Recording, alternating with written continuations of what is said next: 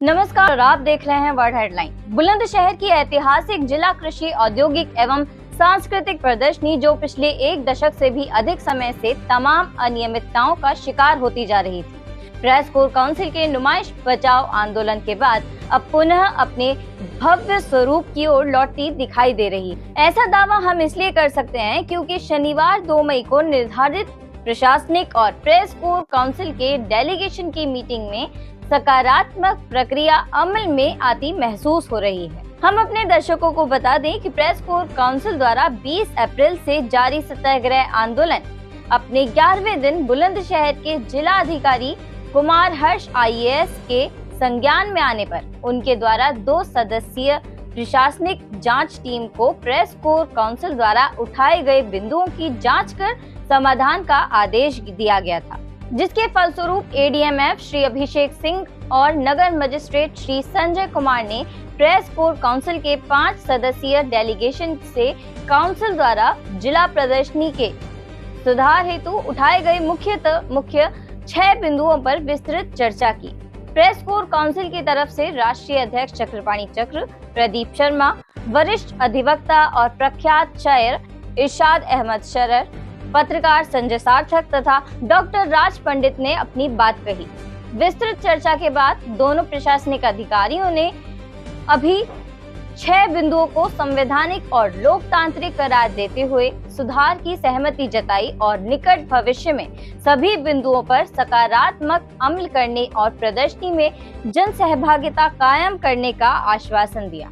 ADMF Abhishek Singh ने उक्त कामयाब मीटिंग के बाद अपना बयान भी दिया। आइए सुनते हैं। जैसे कि पूर्व निर्धारित आपका ये प्रोग्राम था, इस संबंध में डिस्कस हुआ, तो अब आपकी तरफ से क्या आश्वासन और क्या निष्कर्ष है, इसको थोड़ा सा संक्षिप्त में बताइए। देखिए, प्रेस कोर काउंसिल की तरफ से जिलाधिकारी महोदया को एक प्रार्थना पत्र दिया गया था, जिसमें नुमाइश को और अच्छे तरीके से कराए जाने के संबंध में 6 बिंदुओं पे उनके सुझाव हमें मिले थे।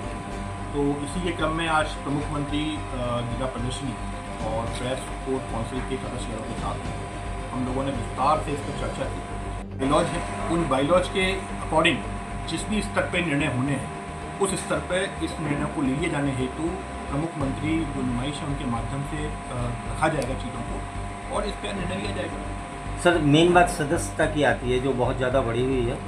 बिल्कुल, आपने उस बिंदु को लिखा है इसमें। मैंने कहा कि आपके सभी जो 6 बिंदु हैं इसमें सभी पे विचार विमर्श हम लोग करेंगे और क्योंकि फोरम उसका एक होता है बाइलॉज के अकॉर्डिंग, जो भी उसकी समिति है या आम सभा है उसमें रख के इस बात को हम लोग विचार विमर्श करेंगे। सर, कितने दिन में ये जनता को देखिए, ये अभी मैं समय कोई बाध्यता नहीं कह सकता अभी इसमें, लेकिन निश्चित रूप से मैं कह रहा हूँ कि इस पर बहुत शीघ्रता से आज ये आपने परसों ये दिया था, हम लोगों ने देखिए आज 2 दिन बाद आपके साथ बैठक करी और निश्चित रूप से बहुत हम लोग त्वरित गति से कार्रवाई करेंगे। क्या समझे सर, 1 महीना या 15 दिन, क्या कुछ ऐसा है? किसी चीज़ के लिए मैं फिर आपसे कह रहा हूँ, समय सीमा हम बाध्यता नहीं कह सकते क्योंकि हर चीज़ का एक फोरम है, एक उसका तरीका है, बाइलॉज के हिसाब से आगे रखते हुए उसको करेंगे, लेकिन निश्चित रूप से आपको इसमें सकारात्मक परिणाम मिलेंगे। एक बहुत ही विशेष चीज़ इसमें आती है, जैसे कि इस प्रदर्शनी का नाम जिला औद्योगिक कृषि प्रदर्शनी है और ऐसा होता भी था, सांस्कृतिक, कृषि, औद्योगिक सभी चीज़ों का समावेश इसमें होता था, लेकिन आजकल वो नहीं दिखाई दे रही है। तो क्या हम अपने प्रयासों से इसके उसी मूल स्वरूप में इसको ला पाएंगे? देखिए, इस बार की प्रदर्शनी में भी कृषि विभाग की तरफ से जो विभिन्न सरकारी विभाग हैं उनके विभिन्न स्टॉल्स को लगाया गया।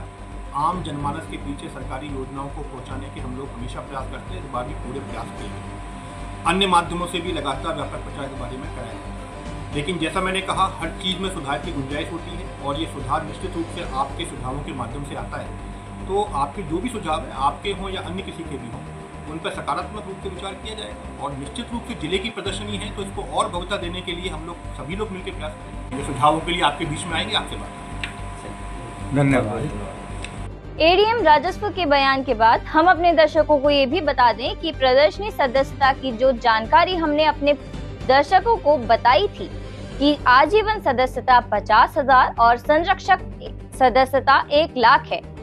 इस मीटिंग में पता चला कि प्रदर्शनी सदस्यता तो इससे 2 गुनी है, यानी कि संरक्षक सदस्यता के लिए 2 लाख और आजीवन सदस्यता के लिए 1 लाख है। प्रेस कोर काउंसिल की ओर से जो सुधार प्रस्ताव दिए गए हैं, इनमें पहले नंबर पर बेतहाशा बड़ी प्रदर्शनी सदस्यता को आम आदमी के दायरे में लाना। दूसरा बिंदु, सभी नए पुराने सदस्यों के समक्ष संवैधानिक प्रक्रिया से नई कार्यकारिणी का गठन होना। तीसरा बिंदु, शहीदों के सम्मान में 2016 के बाद नुमाइश में नहीं हो पाए शहीदों को समर्पित एक शाम शहीदों के नाम आगामी 15 अगस्त को कराना। चौथा बिंदु, मुख्यमंत्री योगी आदित्यनाथ जी द्वारा लागू ODOP यानी कि वन डिस्ट्रिक्ट वन प्रोडक्ट योजना को आगामी दिवाली के समय साकार करने हेतु एक व्यापार मेला आयोजित करवाने का प्रस्ताव दिया गया। पांचवा बिंदु, गत वर्षों के आय व्यय को सार्वजनिक करना, स्मारिका और समापन समारोह सुनिश्चित करने जैसे मुद्दों पर सहमति बनी, जिसका असर जल्द ही सभी जिला वासियों को भी दिखाई देगा।